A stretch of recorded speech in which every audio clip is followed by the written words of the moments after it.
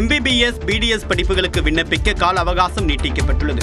MBBS மற்றும் BDS படிப்புகளுக்கான online விண்ணப்பம் நீட் தேர்வு முடிவுகள் வெளியான பிறகே தொடங்கி வந்த நிலையில் நடப்பாண்டில் தேர்வு முடிவுகள் வெளியாகும் முன்பே ஜூன் 6ஆம் தேதி தொடங்கியது. நிலையில் நீட் தேர்வு முடிவுகள் ஜூன் 14ஆம் தேதி வெளியான போது விண்ணப்பிக்க விரும்பக்கூடிய மாணவர்களுக்கு கூடுதல் அவகாசம் வழங்கப்படும் என்றும் அப்போது அறிவிக்கப்பட்டது. அதன்படி ஜூன் 25ஆம் தேதி மாலை 5 மணி வரை விண்ணப்பிக்க அவகாசம் வழங்கப்பட்ட நிலையில் தற்போது விண்ணப்ப காலம் நீட்டிக்கப்பட்டுள்ளது. அதன்படி வரக்கூடிய 29ஆம் தேதி மாலை 5 மணி வரை விண்ணப்பிக்கலாம் என்று தமிழ்நாடு மருத்துவ கல்வி மற்றும் ஆராய்ச்சி இயக்குநரகம் அறிவிப்பை வெளியிட்டுள்ளது.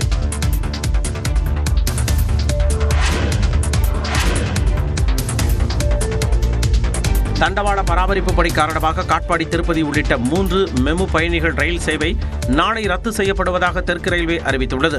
அரக்கோணம் ஜோலார்பேட்டை வழித்தடத்தில் உள்ள காட்பாடியில் ரயில் நிலையத்தில் நாளை இரவு 9 மணி முதல் நள்ளிரவு 12:30 மணி வரை தண்டவாள பராமரிப்பு பணி நடைபெறவுள்ளது.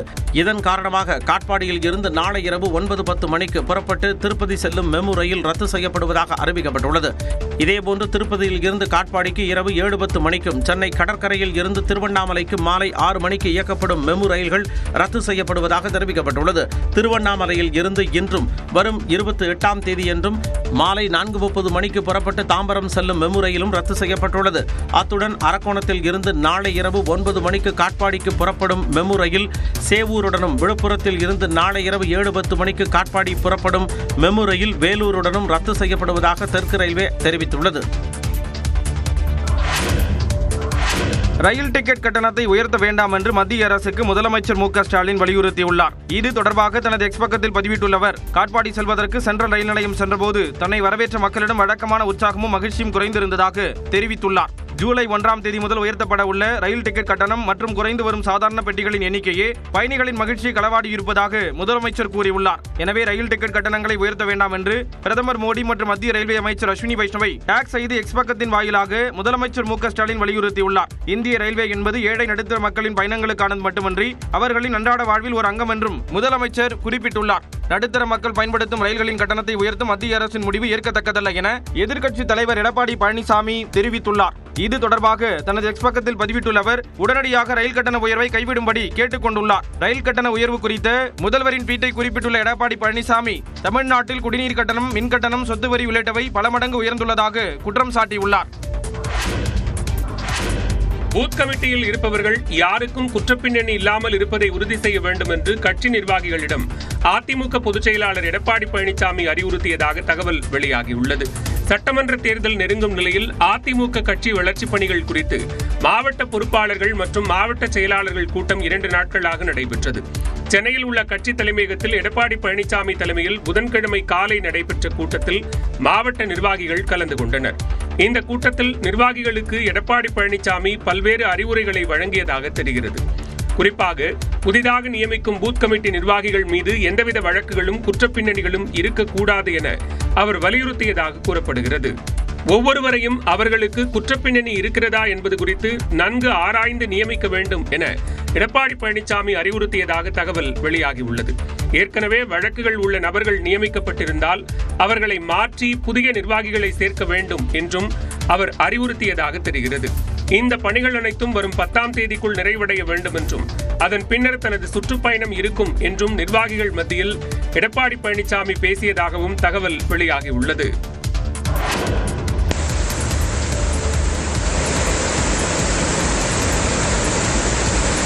வெள்ள அபாய எச்சரிக்கை பில்லூர் அணை முழு கொள்ளளவை எட்டியுள்ளதால் பவானி ஆற்றங்கரை பகுதியில் வசித்து வரும் அனைத்து பொதுமக்களும் தங்கள் பாதுகாப்பான இடங்களுக்கு செல்ல அன்போடு கேட்டுக்கொள்கின்றோம். பில்லூர் அணை நடப்பாண்டில் 3வது முறையாக நிரம்பியதை தொடர்ந்து பவானி ஆற்றங்கரையோர மக்களுக்கு வெள்ள அபாய எச்சரிக்கை விடுக்கப்பட்ட காட்சிகள் தான் இவை. கோவை மாவட்டத்தில் மேற்கு தொடர்ச்சி மலைப்பகுதிகளில் நேற்று பரவலாக மழை பெய்தது. இதன் காரணமாக மேட்டுப்பாளையம் அருகே பில்லூர் அணைக்கு நீர்வரத்து அதிகரித்துள்ளது. நேற்று காலை 6 மணி நிலவரப்படி அணையின் நீர்மட்டம் 92 அடியாக இருந்த நிலையில் மாலையில் நீர்வரத்து அதிகரித்து 97 அடியை எட்டியது. இதையடுத்து அணைக்கு வரும் 15,120 கன அடி உபரி நீர் அப்படியே வெளியேற்றப்பட்டது. இதனால் பவானி ஆற்றில் வெள்ளப்பெருக்கு ஏற்பட்டுள்ளது. பவானி ஆற்றங்கரையோரத்தில் உள்ள தேக்கம்பட்டி, நெல்லித்துறை, மேட்டுப்பாளையம், ஆலாங்கொம்பு, சிறுமுகை உள்ளிட்ட பகுதிகளில் தாழ்வான இடங்களில் வசிக்கும் மக்கள் பாதுகாப்பான இடங்களுக்கு செல்லும்படி மாவட்ட நிர்வாகம் சார்பில் அறிவுறுத்தப்பட்டுள்ளது. தங்களது கால்நடைகள் ஏதும் ஆற்றங்கரை பக்கம் செல்லாமலும் குழந்தைகள் மற்றும் பொதுமக்கள் யாரும் ஆற்றங்கரை பகுதிக்கு செல்லாமல் பாதுகாப்புடன் இருக்கும்படி தெரிவிக்கப்படுகிறது. தமிழ்நாட்டில் இன்று கோவை மாவட்ட மலைப்பகுதிகள் மற்றும் நீலகிரி மாவட்டத்தின் ஓரிரு இடங்களில் மிக கனமழை பெய்ய வாய்ப்புள்ளதாக சென்னை வானிலை ஆய்வு மையம் கணித்துள்ளது. மேற்கு திசை காற்றின் வேக மாறுபாடு காரணமாக தமிழ்நாட்டில் இன்று ஒரு சில இடங்களில் மிதமான மழை பெய்யக்கூடும் என தெரிவிக்கப்பட்டுள்ளது. கோவை மாவட்ட மலைப்பகுதிகள் மற்றும் நீலகிரி மாவட்டத்தின் ஓரிரு இடங்களில் மிக கனமழை பெய்யலாம் எனவும் கணிக்கப்பட்டுள்ளது. தேனி மற்றும் தென்காசி மாவட்டங்களில் ஓரிரு இடங்களில் கனமழை பெய்ய வாய்ப்புள்ளதாக தெரிவிக்கப்பட்டுள்ளது.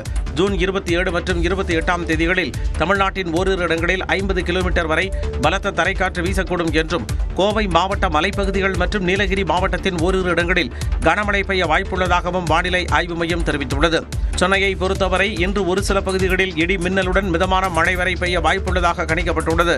இதனிடையே தமிழ்நாட்டில் நேற்று 3 இடங்களில் வெயில் சதமடித்தது. அதிகபட்சமாக மதுரை விமான நிலையத்தில் 102.2 டிகிரி ஃபாரன்ஹீட் வெப்பம் பதிவானது.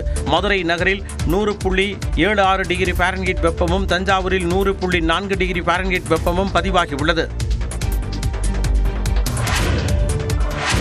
ஒவ்வொரு வீட்டிலிருந்தும் குறைந்தது ஒருவரையாவது கட்சி உறுப்பினராக சேர்க்க வேண்டும் என்று தமிழக வெற்றிக் கழகத்தின் தலைவர் விஜய் இலக்கு நிர்ணயித்துள்ளார். தமிழக வெற்றிக் கழகத்தை தொடங்கிய போது உறுப்பினர் சேர்க்கைக்காக செயலி ஒன்றையும் விஜய் அறிமுகம் செய்து வைத்தார். செயலியை அறிமுகப்படுத்திய ஒரே வாரத்தில் உறுப்பினர் எண்ணிக்கை 50 லட்சம் என்ற இலக்கை எட்டியதாக கூறப்பட்டது. தற்போது வரை தமிழக வெற்றிக் கழகத்தில் 1,10 லட்சம் உறுப்பினர்கள் இணைந்திருப்பதாகவும் சொல்லப்படுகிறது. விரைவில் 2ஆம் கட்டமாக உறுப்பினர் சேர்க்கை தொடங்க உள்ள நிலையில் அதில் 2 கோடி குடும்பங்களில் இருந்து 2 கோடி உறுப்பினர் என்ற இலக்கை விஜய் நிர்ணயித்துள்ளார். ஒவ்வொரு குடும்பத்திலிருந்தும் குறைந்தபட்சம் ஒருவரையேனும் தமிழக வெற்றிக் கழகத்தில் உறுப்பினராக இணைக்க நிர்வாகிகளுக்கு விஜய் உத்தரவிட்டுள்ளார்.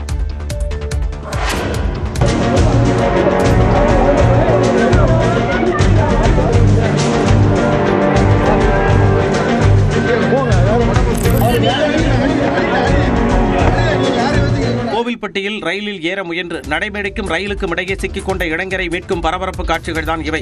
தூத்துக்குடி மாவட்டம் கோவில்பட்டி சாலைப்புதூர் பகுதியைச் சேர்ந்தவர் வீரபிரசாத். திருவாரூரில் உள்ள கூட்டுறவு சங்கத்தில் பணியாற்றி வரும் இவர் தனது மனைவி பிருந்தாவுடன் திருவாரூர் செல்வதற்காக கோவில்பட்டி ரயில் நிலையத்திற்கு வந்துள்ளார். அப்போது 2வது நடைமேடையில் வந்த சென்னை தாம்பரம் செல்லும் அந்தியோதயா ரயிலில் ஏற வீரபிரசாத் முயன்றுள்ளார். ஆனால் கால் தவறி நடைமேடைக்கும் ரயிலுக்கும் இடையில் சிக்கிக் கொண்டார்.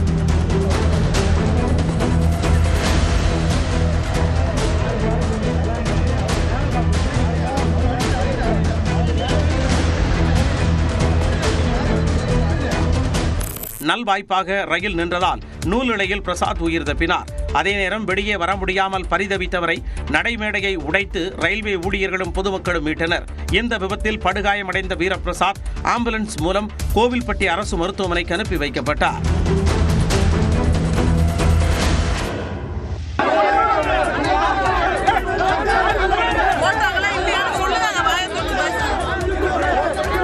பருத்திக்கு உரிய விலை கிடைக்காததால் திருவாரூர் மாவட்ட விவசாயிகள் 2வது நாளாக மறியலில் ஈடுபட்டனர். மாவட்டத்தில் ஏக்கர் கணக்கில் பருத்தி சாகுபடி செய்யப்பட்டுள்ள நிலையில் தற்போது அறுவடை பணிகள் மும்முரமாக நடைபெற்று வருகிறது. திருவாரூர் ஒழுங்குமுறை விற்பனை கூடத்தில் திங்களன்று நடந்த ஏலத்தில் பருத்திக்கு உரிய விலை கிடைக்கவில்லை என தெரிகிறது. இதனால் அதிருப்தி அடைந்த விவசாயிகள் சாலை மறியலில் ஈடுபட்டனர். மறு ஏலம் நடத்தப்படும் என அதிகாரிகள் உறுதியளித்ததை அடுத்து மறியல் கைவிடப்பட்டது.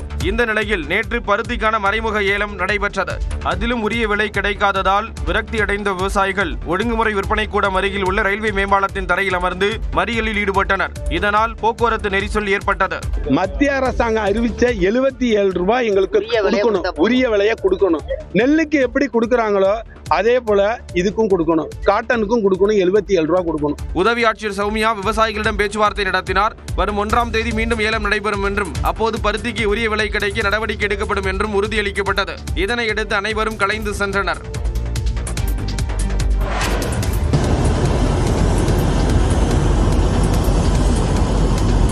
இமாச்சல பிரதேச மாநிலம் குலுவில் மலைச்சரிவுகளில் இருந்து காட்டாறு வெள்ளம் பெருக்கெடுத்து ஓடிய அதிர்ச்சி காட்சிகள் தான் இவை.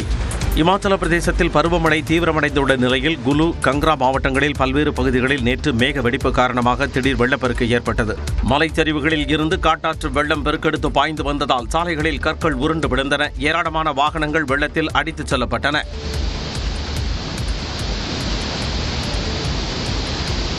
தரம்சாலாவில் உள்ள நீர்மின் திட்டத்தில் பணியாற்றிக் கொண்டிருந்த 20க்கும் மேற்பட்ட ஊழியர்கள் வெள்ளத்தில் அடித்துச் செல்லப்பட்ட நிலையில் அதில் 2 சடலமாக மீட்கப்பட்டனர். மற்றவர்களை தேடும் பணி முடுக்கிவிடப்பட்டது. குலு மாவட்டத்தில் காட்டாற்று வெள்ளத்தால் சாலைகள், பாலங்கள், ஏராளமான வீடுகள், பள்ளிக்கூடங்கள் சேதமடைந்தன. வெள்ளத்தால் பாதிக்கப்பட்ட பகுதிகளில் மீட்பு பணி முடுக்கிவிடப்பட்டுள்ளது.